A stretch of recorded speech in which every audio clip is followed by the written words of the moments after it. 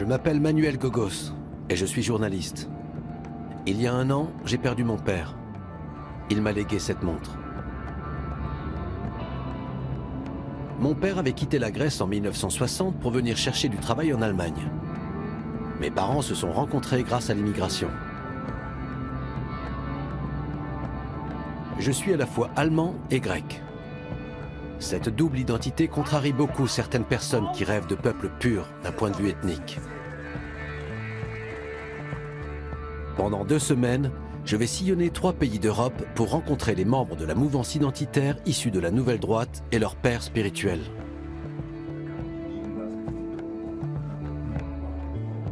Je veux essayer de comprendre leurs pensées si étrangères à la mienne. C'est une plongée en zone interdite, sur un champ de bataille où l'identité est comprise comme une question de vie ou de mort.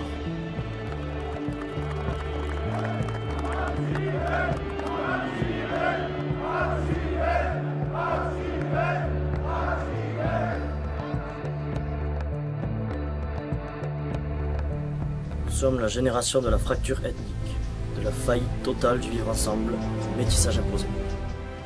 Wir sind die Jugend ohne Migrationshintergrund. Wir sind die identitäre Bewegung. Ils se présentent comme des jeunes non issus de l'immigration, affirment aimer leur pays, se disent patriotes et conservateurs. Regroupés dans des structures comme Génération Identitaire, organisation née en 2012, ils forment aujourd'hui le mouvement de jeunesse le plus actif en Europe au sein de l'extrême droite. Ils sont intelligents, ont grandi avec Internet et délivrent un discours policé. Ils investissent des sièges de partis pour protester contre les politiques d'immigration. Ils occupent des théâtres pour échauffer les esprits contre le multiculturalisme. Et ils sont en guerre contre le pluralisme démocratique. Le fléau suprême est à leurs yeux le grand remplacement. L'invasion supposée de l'Europe par des immigrés venus du monde entier. Les identitaires se voient comme le renouveau de la droite. En France, ils entretiennent des liens étroits avec le Front National. De même en Autriche avec le FPE et en Allemagne avec les mouvements Pegida et Alternative für Deutschland. Ils comptent environ 500 membres outre-Rhin et 2 fois plus en France. Leur influence passe par l'Internet, avec des pages Facebook suivies par plusieurs dizaines de milliers de personnes en Allemagne et plus de 100 000 en France. À les entendre, ce sont de simples patriotes. Mais les renseignements généraux allemands les classent à l'extrême droite et les ont à l'œil. Que veulent vraiment les identitaires? Quel danger représentent-ils?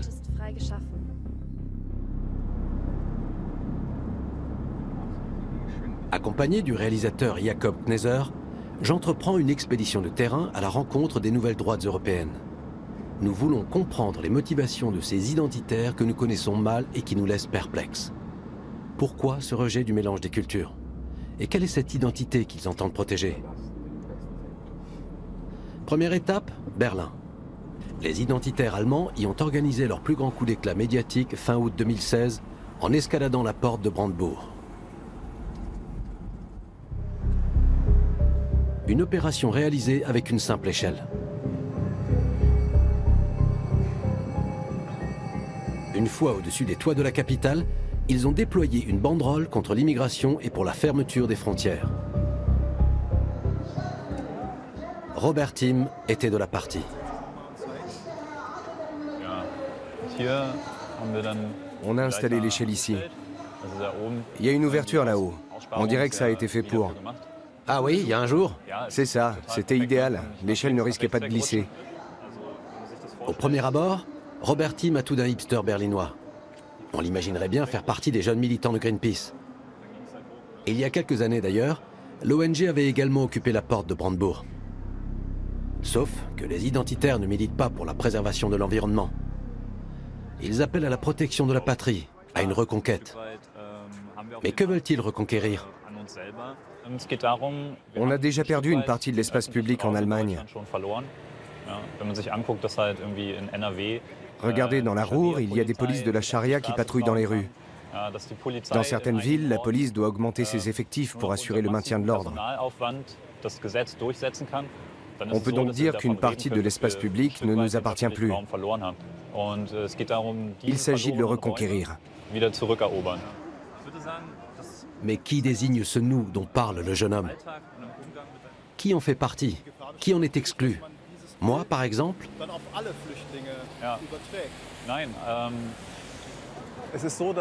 Si je prends le cas de ma famille, par exemple, je suis de mère allemande et de père grec. Il suffit de remonter assez loin. Pratiquement tous les Européens sont issus de l'immigration d'une façon ou d'une autre. Pour moi, il y a une différence entre un Européen qui va s'installer et s'assimiler dans un autre pays d'Europe et quelqu'un qui vient par exemple d'Afrique centrale. Pour les identitaires comme Robert Tim, il y a donc étrangers et étrangers. Les Européens sont encore les bienvenus, mais tout de suite après arrive l'étranger perçu comme le croque-mitaine. En regardant des vidéos réalisées par les identitaires, je suis frappé par un détail technique. Le réglage du contraste efface les traits des réfugiés. L'individu disparaît dans une masse informe.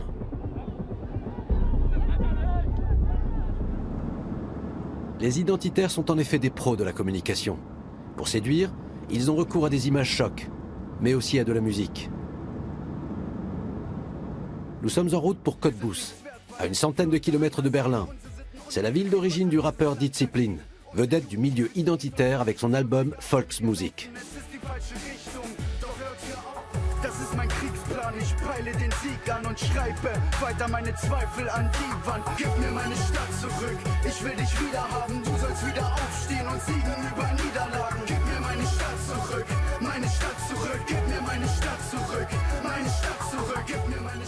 Discipline, de son vrai nom Ben Arnold, veut qu'on lui rende sa ville, sans vraiment préciser à qui il s'adresse. Pour lui en tout cas, c'est l'ensemble du pays qui est occupé par une puissance étrangère. Je le vois avec mes chansons. Dès que je mets le mot Allemagne, il y a des gens pour me demander de l'enlever, soi-disant parce que c'est trop provoquant. Pourquoi ce serait provoquant? C'est un point névralgique, une blessure. Souvent, on refuse de m'inviter quelque part ou de m'interviewer parce qu'il y a des gens qui ne veulent pas avoir affaire à moi. Pourquoi? Parce que je chante. Je suis l'Allemagne? Ça me fait marrer et je ne comprends pas. Mais c'est comme ça. Du coup, je trouve ça bien qu'il y ait des gens comme les identitaires, qui vont de l'avant et qui disent « On n'a pas besoin d'avoir honte, on peut dire les choses ouvertement ».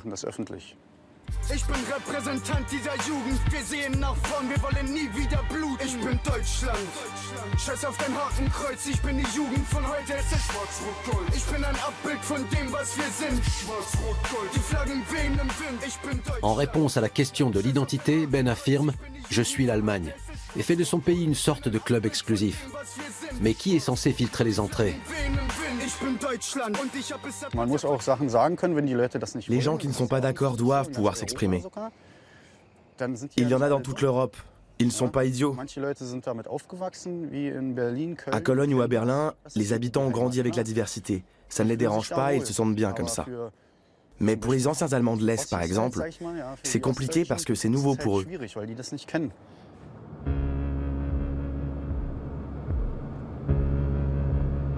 Il est intéressant que le ressentiment à l'égard des étrangers soit si fort dans l'Est de l'Allemagne, où la proportion d'étrangers est paradoxalement faible. À Dresde, par exemple, leur part ne dépasse pas 6%.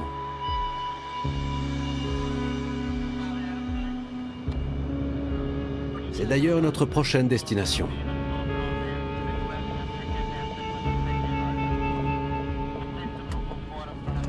Aujourd'hui, le mouvement anti-islam Pegida fête son 2e anniversaire.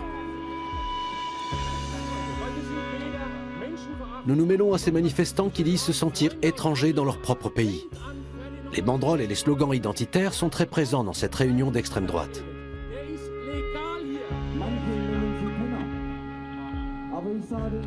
À travers leur logo, la lettre grecque lambda, les identitaires se réclament de la lutte de Sparte contre l'envahisseur perse. Aber nicht die Illegalen, die unsere Sozialsysteme plündern, die gewalttätig werden und sich hier aufführen wie Rotz am Stiel. Die sollen wieder zurück.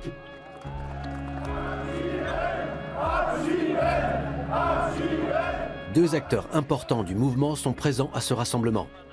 Götz Kubitschek et Martin Sellner. Ce dernier, l'un des leaders des identitaires de Vienne, est un homme de réseau influent.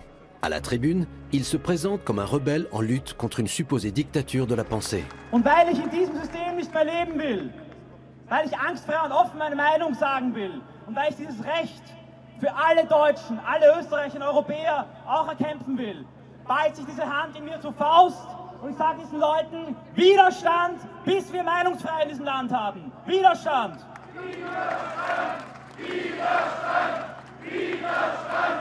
Widerstand! Widerstand! Götz Kubitschek, éditeur de la Nouvelle Droite, fait office de mentor pour les jeunes identitaires. Il entretient des liens étroits avec les dirigeants de Pegida. Sa cible favorite, les représentants de ce qu'il appelle la presse mensongère de gauche. Aujourd'hui, il s'en prend à un ancien rédacteur en chef du grand hebdomadaire d'actualité, Stern. Michael Jürgs ist für mich, Entschuldigung, die Fresse der linksliberalen BRD.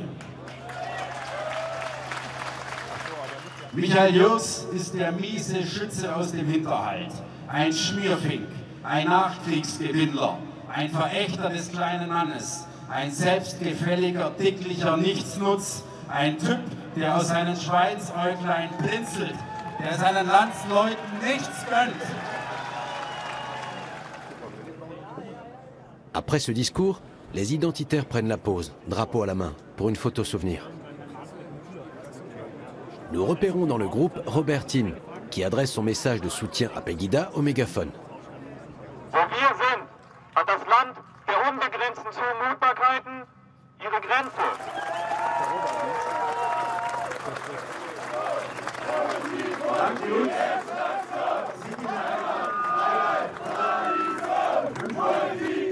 Difficile de savoir si cette mise en scène est destinée aux militants ou à nous, puisque notre présence était annoncée.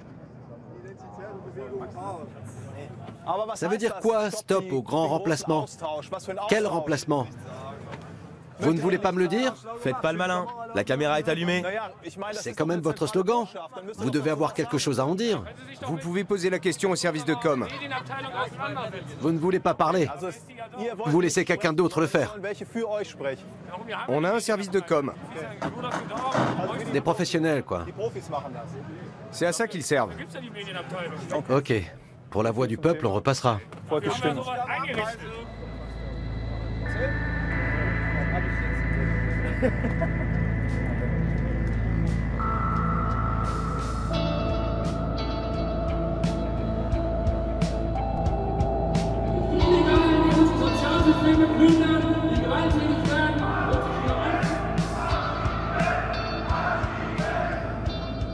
Je voulais aller à la rencontre des identitaires sans préjugés.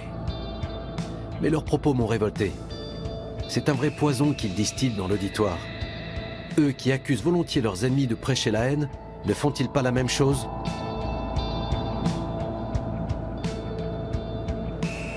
À 2 heures de route de Dresde, nous allons interviewer Götz Kubitschek en Saxe-Anhalt. Le manoir de Schnellroda abrite le principal think tank de la nouvelle droite allemande, l'Institut für Staatspolitik. Celui-ci assure notamment la formation idéologique des cadres du parti Alternative für Deutschland. Götz Kubitschek et son épouse, la journaliste et écrivain Hélène Kozica, y ont également créé une petite maison d'édition spécialisée dans les ouvrages d'extrême droite. Götz Kubitschek a délibérément quitté l'Allemagne de l'Ouest multiculturelle pour s'installer dans l'Est, où il reste selon lui davantage de vrais Allemands. Quand on le lance sur l'identité allemande, sur les vertus ou l'âme de son pays, il est intarissable. L'Allemagne, c'est un tout. Mais je crois que c'est une idée un peu magique. Une langue fascinante. Quelque chose de fugace, un peu insaisissable. Et aussi quelque chose que l'on perçoit dans des lieux chaleureux, secrets ou un peu cachés.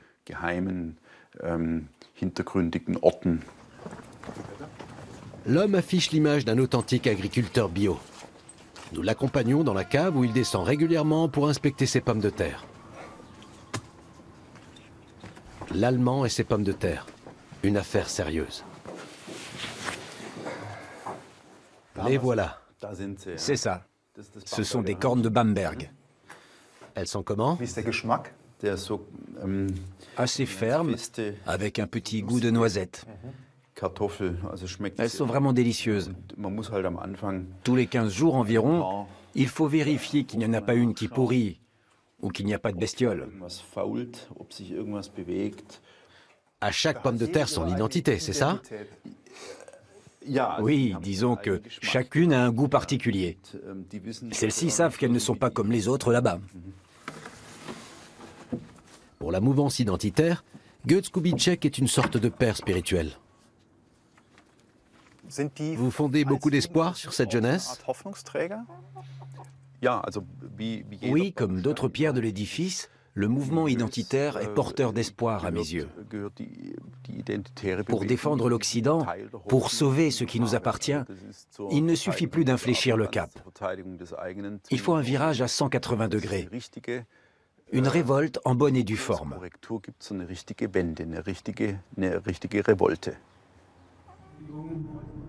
Prêt à renverser le système, Götz Kubitschek se voit comme un révolutionnaire de droite. Il n'attend qu'une chose, nous l'avons vu à Dresde, que l'étincelle insurrectionnelle gagne les masses.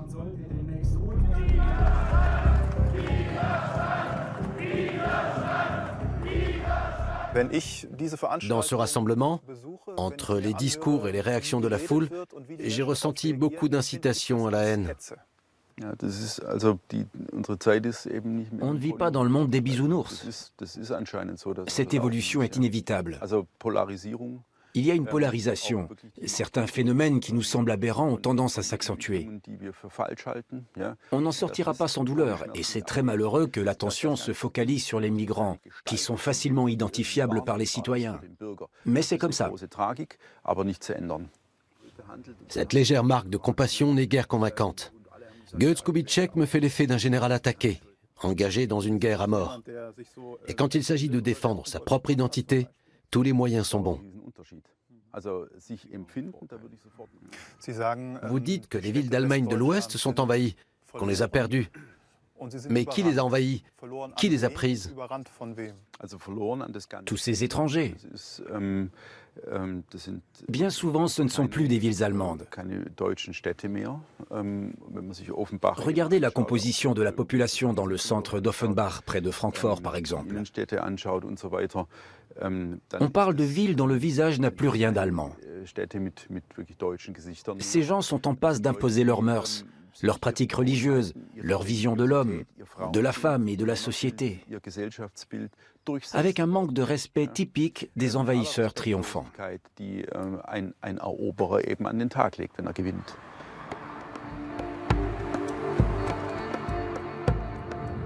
Les réfugiés qualifiés d'envahisseurs, l'identité allemande, le salut de la patrie, la vision de Götz Kubitschek est clairement ethno-nationaliste et s'accompagne d'une conception curieusement mystique de l'Allemagne. Les identitaires invoquent la culture populaire plutôt que celle des élites, l'ethno-pluralisme plutôt que le peuple ou la terre natale. Est-ce une forme de patriotisme inoffensive ou déjà une expression d'extrême droite? Nous quittons l'Allemagne pour traverser la Tchéquie et gagner l'Autriche. Les identitaires de Vienne comptent parmi les plus actifs, que ce soit en perturbant des représentations théâtrales ou en mettant en scène de fausses décapitations par l'État islamique, ils font parler d'eux dans toute l'Europe.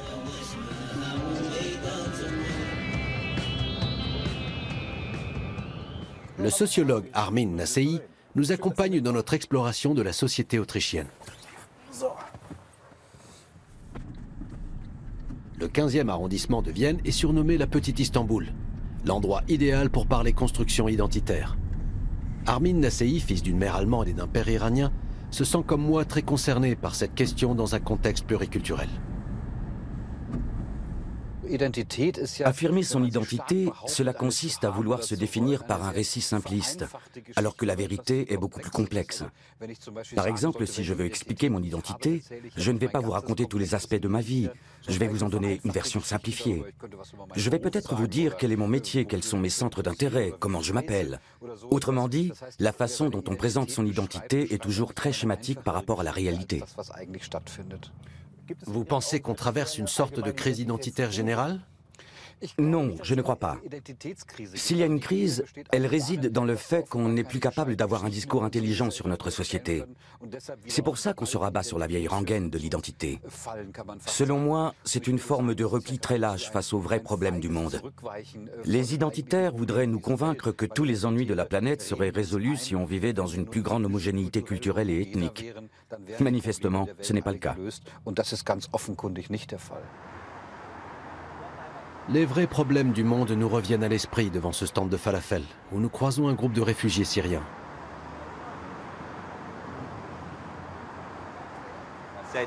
Je suis en Autriche depuis 1 an. Et comment tu es venu ici? Par la Méditerranée? La Grèce? Par où? J'ai traversé la mer entre la Turquie et la Grèce. Puis je suis allé en car jusqu'en Autriche, avec mon oncle, ma mère et ma cousine. C'est une question de survie pour nous. En Syrie, j'étais en prison à cause de mes activités militantes. C'est pour ça que j'ai dû partir. Il y a une guerre là-bas, ce n'est pas une partie de plaisir. Ici, dès qu'un réfugié commet une infraction, les médias gonflent tout de suite l'affaire. Comme si les Autrichiens étaient des anges qui vivaient dans un paradis. Comme si aucun d'entre eux n'avait jamais commis un viol ou volé quoi que ce soit. Ces crimes ont toujours existé ici.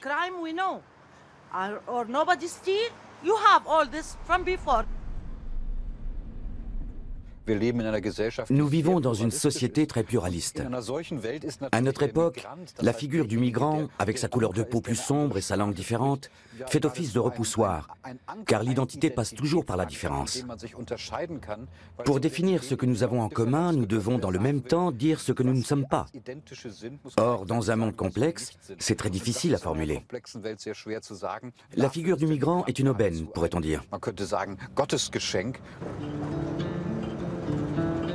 Dès lors, rien d'étonnant à ce que la montée des identitaires ait coïncidé avec la crise des migrants.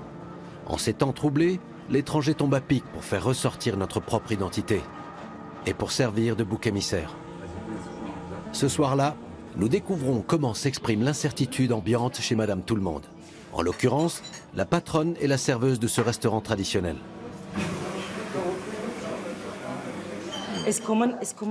Beaucoup de clients nous disent qu'ils sont contents qu'il n'y ait pas d'étrangers ici. Ça veut dire que vous trouvez qu'il y a trop d'étrangers?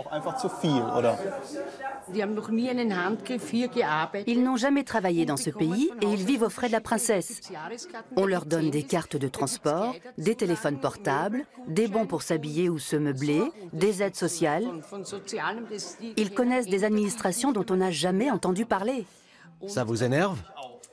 Ça m'énerve beaucoup. Dans nos jardins d'enfants et nos écoles, on n'a plus le droit d'accrocher des crucifix. Chez les petits, on ne sert plus de viande de porc. Ils veulent supprimer Saint-Nicolas. D'ailleurs, c'est peut-être déjà fait. C'est quand même un peu fort. On a toujours eu des crucifix dans les écoles et les jardins d'enfants. Je ne comprends pas pourquoi on cède aux musulmans qui poussent dans cette direction. Je ne comprends pas.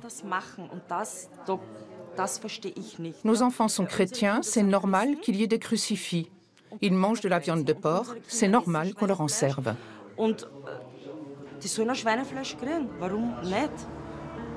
Entre fantasme et réalité, la confusion est grande. La fête de la Saint-Nicolas n'a jamais été supprimée à Vienne. Mais les identitaires martèlent l'idée que les primo-arrivants menacent les traditions ancestrales. Nous allons interviewer Martin Zellner, chef de file des identitaires viennois. À 27 ans, cet étudiant en philosophie est l'une des figures centrales de la mouvance. Wir sind die Kraft, die österreichischen Werte und Traditionen verteidigt. Und wir werden weitermachen. L'échec du modèle multiculturel est l'un de ses thèmes de prédilection. Qu'est-ce qui te fait dire que le multiculturalisme a échoué? Dans l'ensemble, l'intégration fonctionne plutôt bien. Selon moi, l'intégration et le modèle multiculturel ne fonctionnent pas. C'est une expérience sociale qu'on mène depuis quelques décennies, mais qui a échoué et qui a fait des centaines de victimes à Nice, au Bataclan et à Bruxelles. Le multiculturalisme fait couler le sang dans la rue. Voilà ce qui se passe quand on laisse venir très rapidement et en masse des gens issus d'une autre sphère culturelle. Martin Zellner exploite savamment les traumatismes collectifs pour sa propagande. À l'entendre, les attentats commis par quelques extrémistes démontrent l'impossibilité d'une cohabitation pacifique entre populations issues de cultures trop éloignées. Pour lui, la société multiculturelle n'est qu'une transition vers ce qu'il appelle le grand remplacement. L'expression « grand remplacement » décrit un phénomène qui est en fait le secret le moins bien gardé de notre époque. Le fait que les Européens sont de plus en plus minoritaires dans leur propre pays et que le multiculturalisme ne fonctionne pas sous sa forme actuelle, mais qu'il conduit à un remplacement culturel.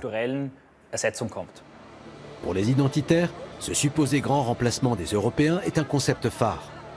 Un coup d'œil aux chiffres permet pourtant de déjouer cette entreprise de désinformation. La part des étrangers au sein de l'Union européenne ne dépasse pas 6,9%, même en comptant le récent afflux de réfugiés. Et si le taux de natalité des populations immigrées est généralement élevé à leur arrivée, il rejoint la moyenne au fil de leur intégration. Mais les faits n'ont guère d'importance aux universités d'été des identitaires. On préfère ici attiser les peurs avec des slogans et des métaphores faciles. Image de prédilection, celle d'immigrés qui s'abattraient sur nous comme une catastrophe naturelle. Les flots d'immigrés qui se déversent chez nous en ce moment ne sont qu'un symptôme secondaire de la crise identitaire plus large des cultures et des peuples européens. Pourquoi sommes-nous ici? Quelle est notre mission dans le monde? Est-ce que notre existence a encore un sens? Ou alors est-ce que les peuples et les cultures sont des notions qui ont fait leur temps et dont on peut se passer? C'est la question centrale. Et je crois que de plus en plus de gens se rendent compte qu'ils ont besoin de leur culture et de leur identité. Ils veulent se les réapproprier. Manipuler les sentiments, réveiller les nostalgies et surtout jouer sur l'aspiration à un récit de cohésion. Voilà la faille dans laquelle s'engouffre Martin Sellner et son groupe.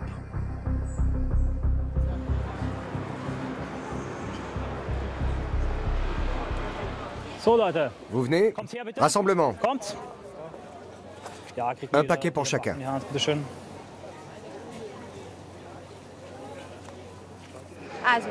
On est le mouvement identitaire. Tu as peut-être déjà entendu parler de nous.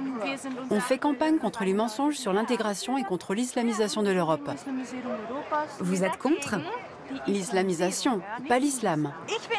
Je trouve que l'islam a sa place en Autriche. Super. On n'est pas contre l'islam, mais contre l'islamisation. Tu es certainement aussi contre l'islam radical. L'islam a toute sa place en Autriche, c'est une religion. On ne dit pas le contraire. Toutes les religions sont les bienvenues. Martin Sellner assume sans complexe ses débuts au sein d'un groupuscule néo-nazi. Il a fait ses armes auprès de Gottfried Küssel, figure emblématique de ce milieu en Autriche. Il avait alors 15 ans.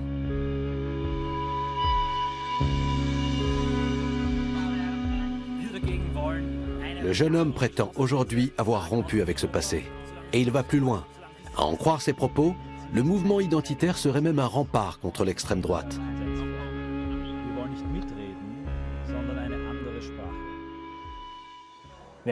À gauche, il existait tout un éventail de groupes. Attac, les Antifa ou encore les jeunes de Die Linke. Des organisations légitimes aux yeux de la société qui portaient des revendications politiques. Mais il n'y avait rien de comparable à droite. Le mouvement identitaire marque donc un tournant révolutionnaire. Pour la première fois, il offre une plateforme militante à de jeunes patriotes qui se distancient clairement du nazisme, du nationalisme et de la vieille droite. Faut-il le croire quand il affirme avoir tourné la page du néonazisme? Ou n'est-ce qu'une manœuvre de diversion?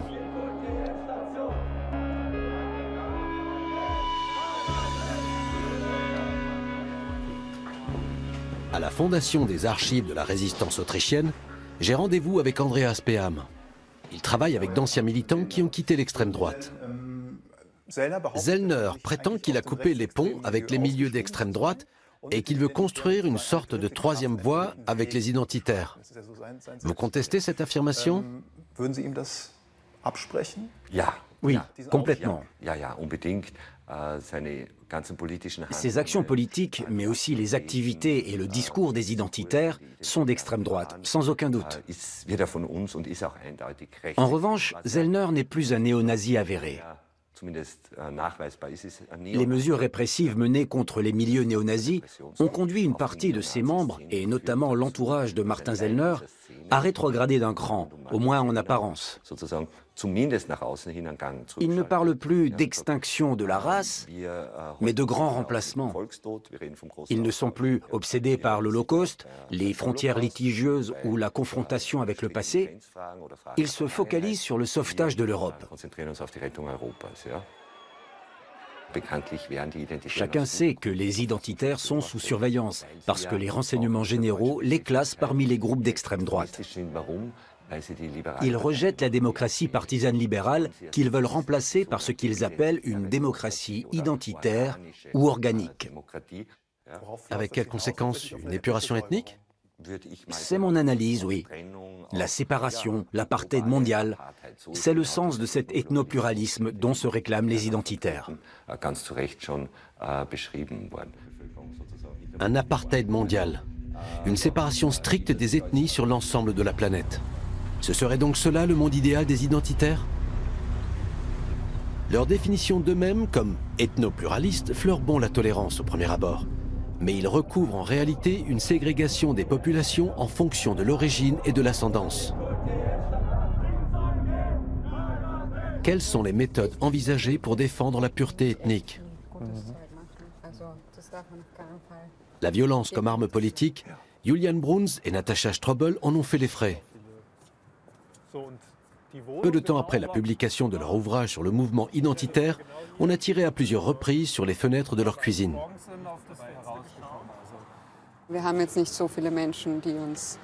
Ce n'est quand même pas banal que quelqu'un revienne semaine après semaine casser des fenêtres avec une carabine à air comprimé. On se doute bien d'où viennent ces actes. C'est clairement une menace, une façon de nous dire « on connaît votre adresse ». Depuis le début de l'année, des autocollants circulent avec mon visage dessus, éclaboussé de sang, et un poing prêt à me taper dessus. Le tout avec un slogan qui incite à tabasser les gauchistes. Les auteurs de ces intimidations n'ont pas été identifiés. Mais il semble de plus en plus évident que les identitaires ne se battent pas uniquement avec des armes démocratiques.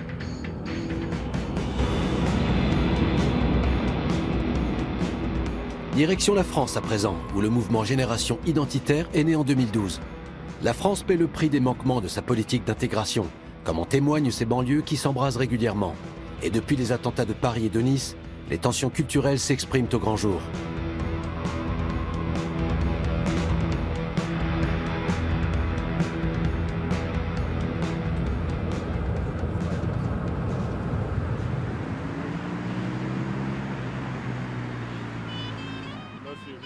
Ce soir, ces identitaires parisiens ont prévu une campagne de collage d'autocollants.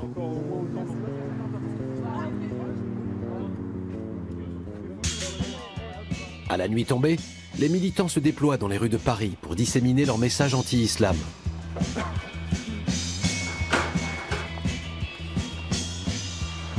Nom du groupe, les Apaches. Ils se voient comme des Indiens sur le sentier de la guerre et comme des autochtones menacés, en lutte contre des envahisseurs étrangers.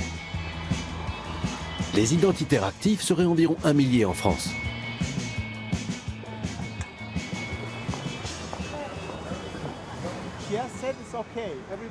Nous essayons de discuter avec l'une des militantes. Tu le fais pas. Non, je suis désolée. Non. Je veux bien vous répondre si vous voulez. Juste, c'est les jeunes militants qui ne sont pas encore à l'aise à parler devant les caméras, donc s'ils ne sentent pas de parler, voilà, on ne veut pas les forcer. Moi, je veux bien répondre à vos questions, il n'y a pas de souci. Maintenant, si elles préfèrent ne pas répondre... Das heißt, die Identitären sind Menschenjäger. Du coup, ça veut dire que les identitaires sont des chasseurs d'hommes? Non, nous sommes un mouvement politique. Nous posons une solution politique à un problème qui est grave, parce que concrètement, les islamistes, c'est le Bataclan, c'est Nice, c'est Charlie Hebdo. Le Bataclan, Nice, Charlie Hebdo.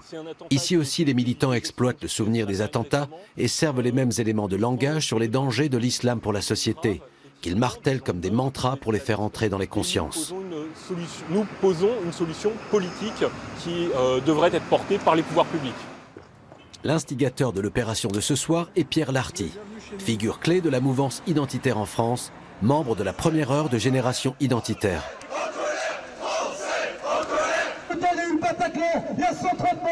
a des jeunes, il y a du sang sur cette terre, et c'est tout ce que vous voulez donner. Alors reprenez, ici c'est chez nous. Ici c'est chez nous. Si les identitaires arrivaient au pouvoir, quel serait concrètement le sort réservé aux migrants? Ces gens vivent en France. Comment tu comptes les faire partir? Les identitaires ont développé un concept politique de remigration. Qu'est-ce que c'est que la remigration?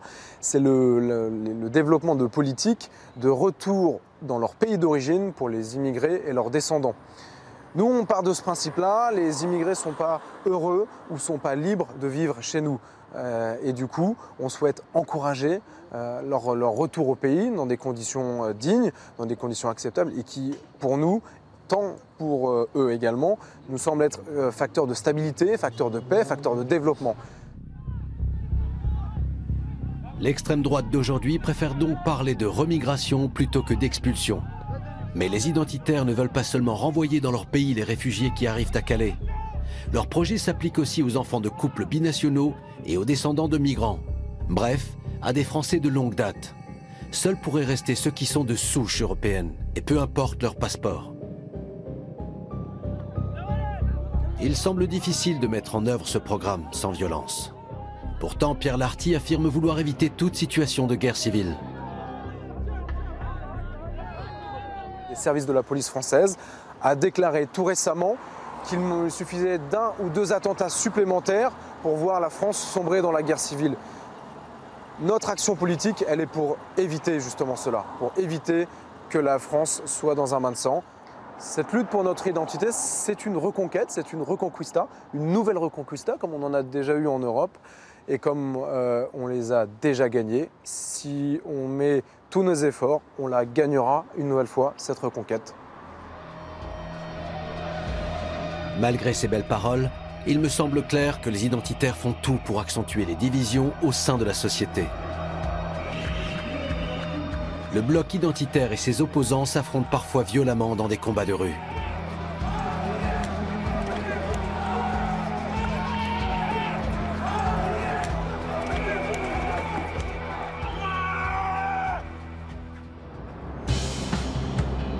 Les questions d'identité jouent depuis longtemps un rôle central dans la vie politique française.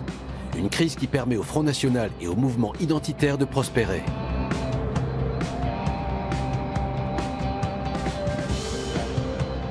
Entre ces deux courants, les imbrications sont étroites.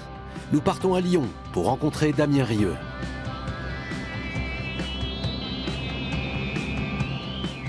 Il y a quelques années, il était en première ligne des actions menées par les identitaires français. Ici, l'occupation d'une mosquée en construction à Poitiers en 2012. Actuellement, il conseille Marion Maréchal Le Pen. Si le jeune homme reste discret sur son travail, il semble évident que le Front National a adopté depuis longtemps déjà une ligne identitaire. Damien Rieu m'explique que sa prise de conscience politique a commencé avec les attentats du 11 septembre et l'émergence de l'islam radical. Qu'avant, je me sentais pas français, je me sentais rien. Et ensuite, j'ai compris. J'ai compris par exemple ce que c'était qu'être blanc. Être blanc, ça ne me parlait pas. Mais par contre, quand on me traitait de sale blanc, sale fromage, sale babtou, j'ai compris que ça faisait partie aussi de mon identité. Les propos d'Armin Nassei me reviennent en mémoire. L'identité s'affirme d'autant plus qu'elle se construit par opposition à l'étranger. Damien Rieu me raconte un souvenir d'adolescence qui illustre parfaitement ce phénomène. Oui, dans ma jeunesse, j'étais au lycée, où j'étais le seul. J'ai fait un lycée où j'étais le seul non-musulman de ma classe. Et j'avais mon meilleur ami de l'époque, qui était à côté de moi sur la table dans la classe. Il s'appelait Ali, il était musulman. Et 2 ans après, lui a été expulsé parce qu'il est devenu djihadiste. Est-ce qu'on ne peut pas dire que ton copain Ali et toi, vous avez suivi des trajectoires parallèles? Il s'est radicalisé pour devenir djihadiste et toi pour devenir anti-djihadiste. Comment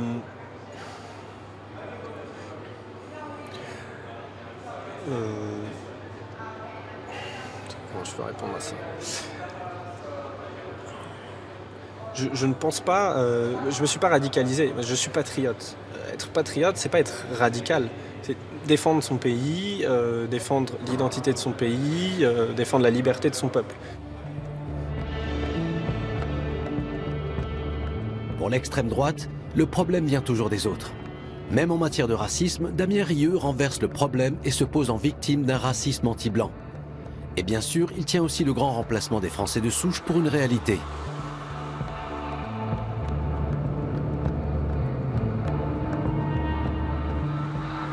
Il est temps d'aller interviewer l'homme qui a justement théorisé ce grand remplacement dans son ouvrage du même nom en 2011.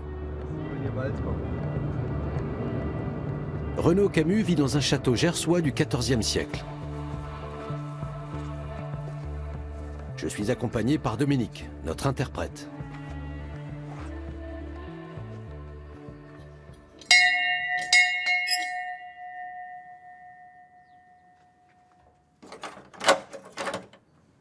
Bonjour monsieur. Bonjour. Bonjour. Je vous en prie. Merci. Dans les années 1970, Renaud Camus était une voix importante de la communauté homosexuelle et l'ami de célébrités comme Roland Barthes ou Andy Warhol. Auteur de près d'une centaine d'ouvrages, il a longtemps été considéré comme un écrivain d'avant-garde, jusqu'à ce qu'il se retrouve au banc du milieu littéraire en raison de ce qu'il appelle son engagement patriotique. Quelle est sa définition du grand remplacement ? Grand remplacement, rien de plus simple, le changement de peuple, avec le changement de civilisation qu'il implique, car évidemment on ne peut pas changer de peuple sans changer de culture et de civilisation. C'est une conception très basse, épouvantablement matérialiste, économique et en même temps vaniteuse et prétentieuse, que de croire qu'avec un autre peuple on a la même pays, la même civilisation. Cette théorie s'invite désormais dans tout débat sur la politique française d'immigration. En 2014, Renaud Camus a pourtant été condamné pour provocation à la haine contre les musulmans.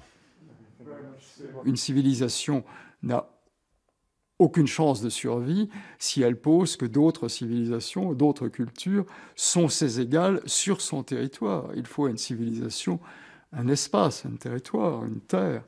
Et donc je crois que l'égalité entre ce qui appartient à notre culture et ce qui n'y appartient pas est absolument un suicide. Derrière son affabilité, Renaud Camus délivre un message glaçant. À ses yeux, l'égalité, la tolérance ou les droits de l'homme semblent être au mieux des illusions néfastes. Le droit du plus fort est le seul qui vaille. Le choc des civilisations est un combat à mort.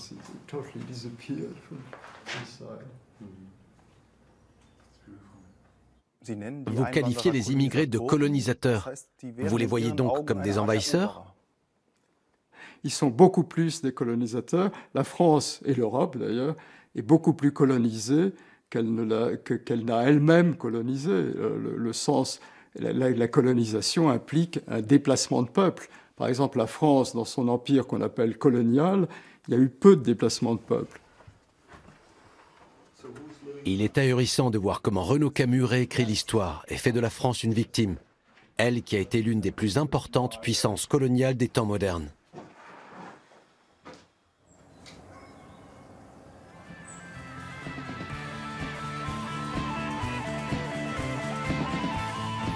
Le grand remplacement, c'est le fantasme qui semble obséder Renaud Camus. C'est aussi le titre de l'un des hymnes du mouvement identitaire, un titre interprété par le groupe féminin Les Brigandes.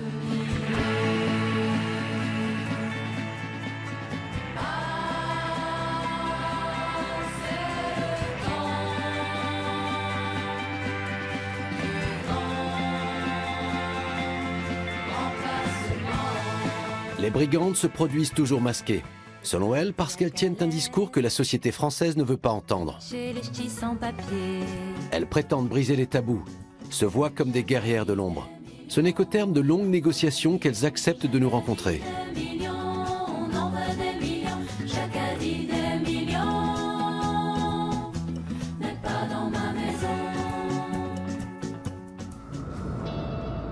Nous faisons route vers la Salvetat-sur-Agout, dans l'Hérault, où beaucoup d'habitants se sentent trahis par l'élite de gauche parisienne.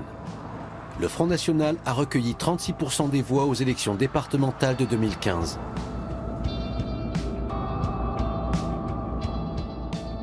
La veille du jour J, les brigandes annulent l'interview. L'atmosphère aurait tourné dans le village. Elles suspendent tout contact avec les médias jusqu'à nouvel ordre. Une fois arrivés à la Salvetat, nous demandons tout de même aux jeunes où trouver les brigandes. Les réponses sont évasives. Ah bah c'est le temps. Ah bah excusez-nous, mais bon. À la charcuterie du village, on nous recommande un entremetteur. Parce que vu qu'on a déjà tout. On est à gauche, là. Le soir même, il nous conduit jusqu'aux brigandes. Nous suivons sa voiture sur des routes de forêt.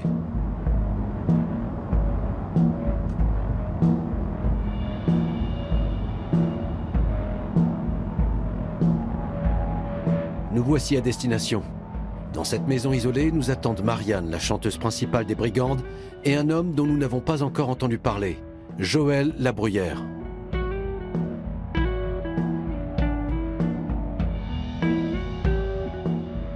Il s'avère que les brigandes font partie d'une sorte de secte d'extrême droite. Car Joël Labruyère n'est pas seulement l'homme qui a créé le groupe et écrit leurs chansons, c'est aussi un gourou spirituel. Pour lui et ses partisanes, l'immigration est le mal incarné.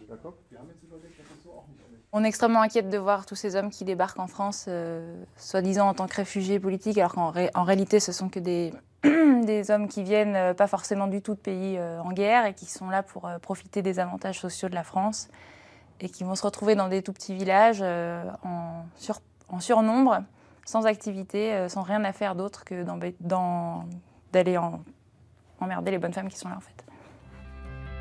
L'homme noir qui vient séduire la femme blanche. C'est un air connu que nous chante Marianne.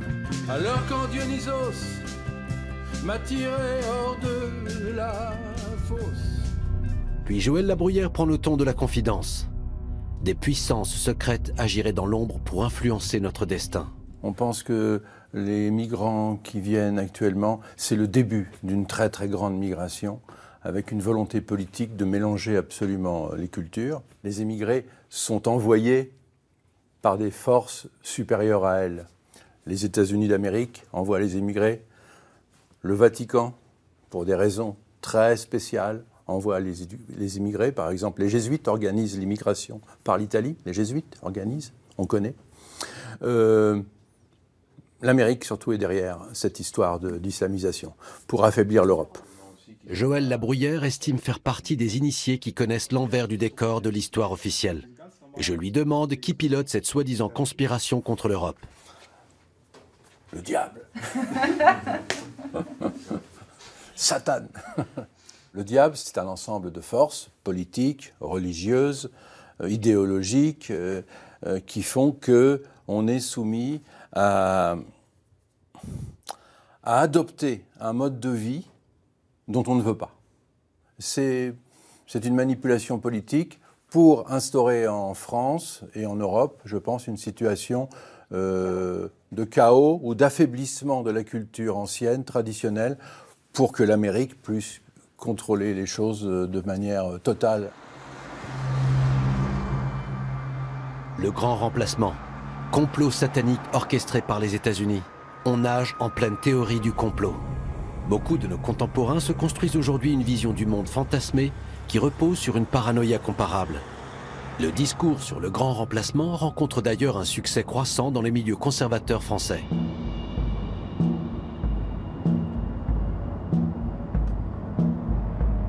Nous sommes de retour à Paris. Dans certaines rues de Barbès, dans le 18e arrondissement, il est vrai que l'on ne croise pratiquement pas de visage blanc. Faut-il en conclure que l'intégration est aujourd'hui plus laborieuse que dans les années 1960 ou 1970 ?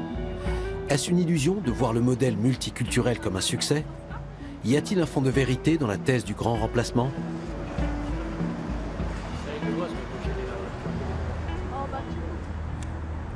J'ai rendez-vous avec Jean-Yves Camus, politologue et spécialiste de la nouvelle droite en France.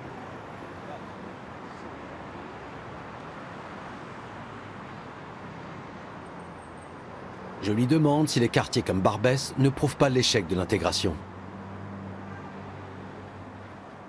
Dans toutes les capitales du monde, on a des populations extrêmement diverses. Je dis bien dans les capitales, dans ce qu'on appelle les villes-mondes.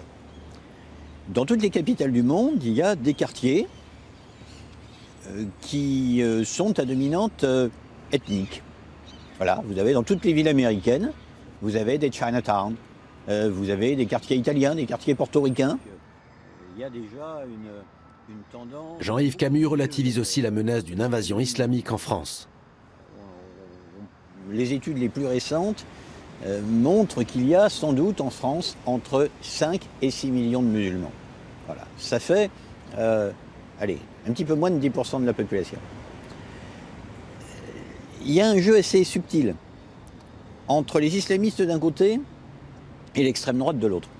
Pour des raisons totalement différentes, elles disent toutes les deux, ces tendances, qu'il y a beaucoup plus de musulmans qu'il y en a en réalité. Les islamistes, parce que si vous dites on est 10 millions, vous pesez plus lourd sur l'échiquier politique. L'extrême droite, parce qu'effectivement, elle fantasme. Selon le politologue, l'idée d'une identité nationale immuable tient elle aussi du pur fantasme.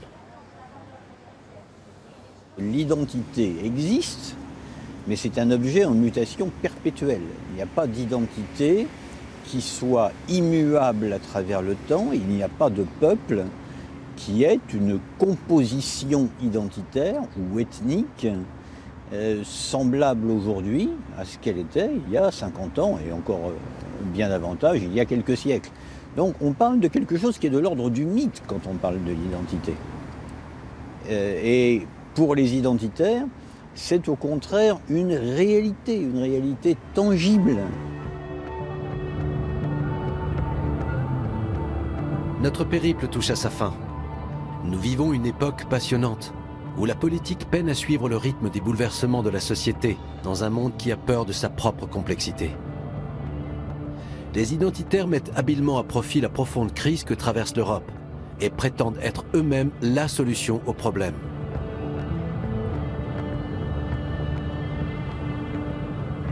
Ils se disent européens. Pourtant, je l'ai constaté, s'ils arrivaient au pouvoir, c'est vers une Europe radicalement différente que nous irions. Autoritaire, fondamentaliste, hostile. Ma plongée dans la mouvance identitaire m'a fait prendre conscience d'une chose. Nous ne pouvons pas laisser à l'extrême droite le monopole des grands récits collectifs qui concernent notre patrie, nos origines ou notre attachement à nos racines.